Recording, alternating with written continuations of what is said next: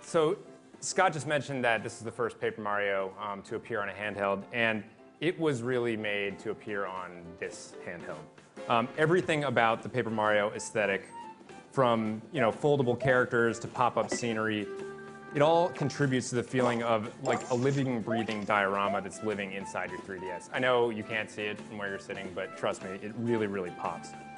And just before I really get into this, a little bit about me.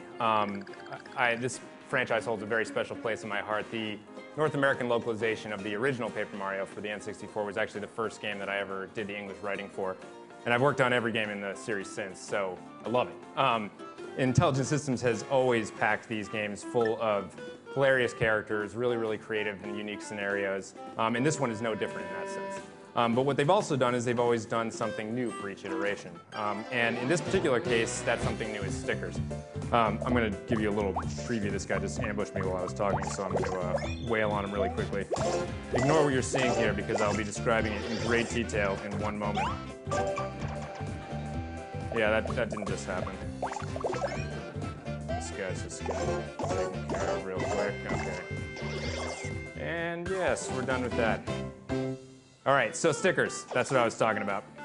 They're everywhere in this game. They're stuck to walls. They're behind bushes. They are carried by enemies. You really have to scour the environment for them because they are your bread and butter in the game. You can actually see here Bowser used a little piece of like police tape sticker to hold down a piece of the environment to try to prevent me from getting up here, but of course he failed. You're really going to need stickers for everything, and the most important thing you'll need them for is battling. So now I'll get into a real battle the way I meant to before. So you can see this is very familiar for Paper Mario vets, right? It's a turn-based battle system where you'll see guys wandering around the stage. You can get in fights with them if you start the fight effectively by jumping on them. Obviously, you get the first hit in.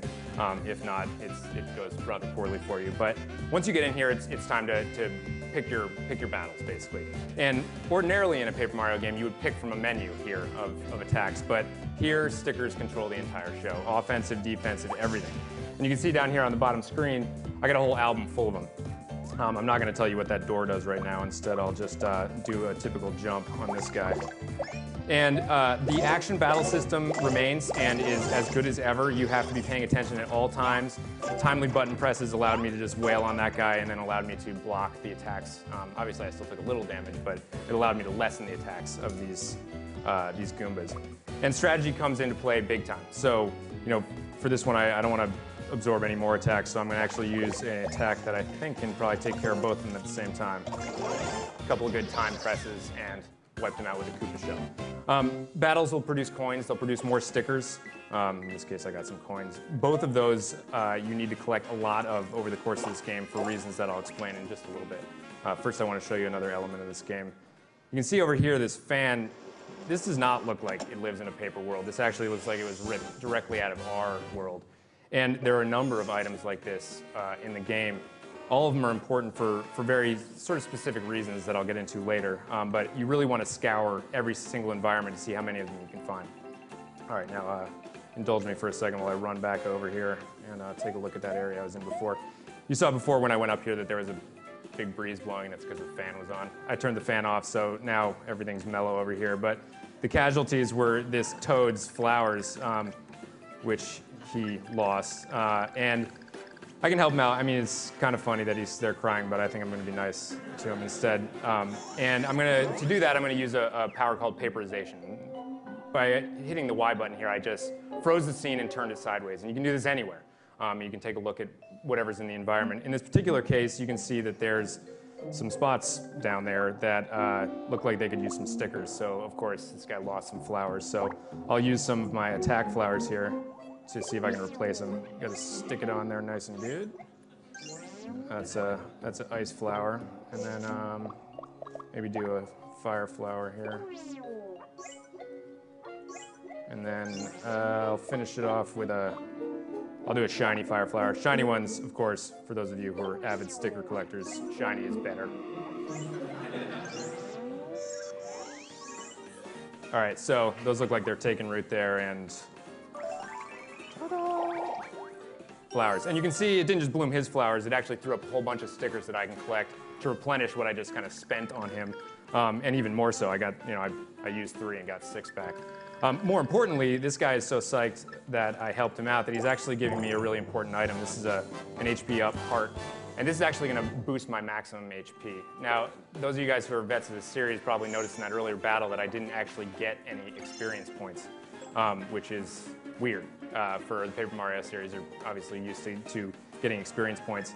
You're still going to have the sort of RPG leveling up experience in this game, but it's going to be gotten in a different way. You have to solve people's problems, like I just did. Oh, I'm losing all those stickers. You have to, solve puzzles in the environment. You have to scour all these areas to find hidden nooks and crannies and find secret sticker caches. You really just need to look around, and that's the way that you're going to boost your album size. You're going to boost Mario's health. You're going to boost your attacks. So, pardon me for a second. I'm going to use a little bit of magic of pre-production software to jump to another area. Obviously, won't be able to do this in the final game.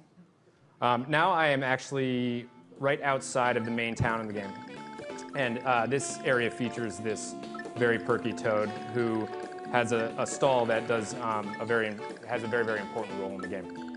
So when you're going through and you're collecting these real-world items, you can eventually bring them back to this spot and maybe some other spots in the game. This guy's got a great stall, and he's instructing me to sling my thing up there. Now you can see I actually have more than just the fan in my inventory. I got a couple of things here. Those are all wonderful items, and there are a ton of them in the game, but I'm going to use the fan for now, huck it up there, and turn it into a sticker. And now you can see that's a big sticker. It takes up a lot of space in my inventory, so you're going to have to manage your sticker loadout, as it were. And it's, it should be big because it's really, really powerful. If I use that in battle, it would completely destroy whoever I was using it on. But typically, these special items also have a very, very specific purpose in advancing the story of the game. So I'm once again going to use magic and hop out to where we can make use of this fan. Well, hopefully that guy's not going to get too. No, don't attack me. All right. So here we have a windmill. There's no wind. So let's go into paperizing mode. And you can see there's a spot for a big old sticker there. So we'll pop the fan on. Stick it down. See what happens.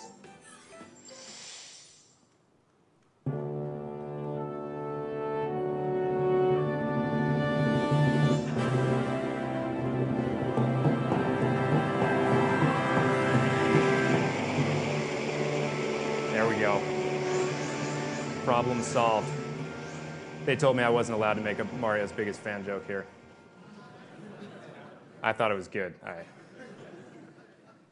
Anyway, so you can see now the blades have turned and I can actually access this windmill. It's not only sort of obvious spots like that you'll want to paperize and use stickers. You really want to look anywhere suspicious in the world. There's a lot of places where even a small sticker, an ordinary jump sticker might net you something cool. You're really just going to have to explore the world to find those spots.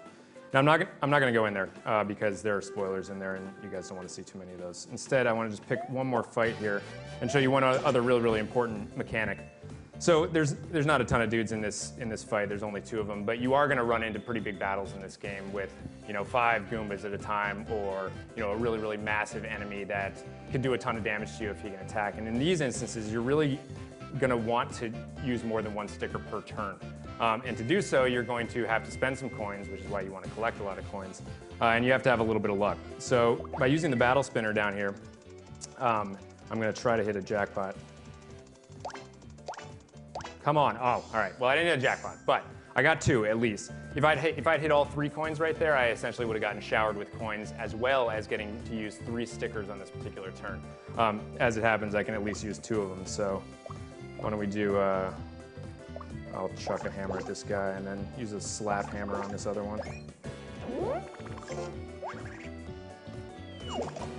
That'll do. Just own that guy really quick. So a lot of the strategy comes down to how you're going to manage your stickers when you have a whole bunch of guys in a line. It's really, really crucial that, well, you get lucky a little bit, but also that you use your coins wisely over the course of the game.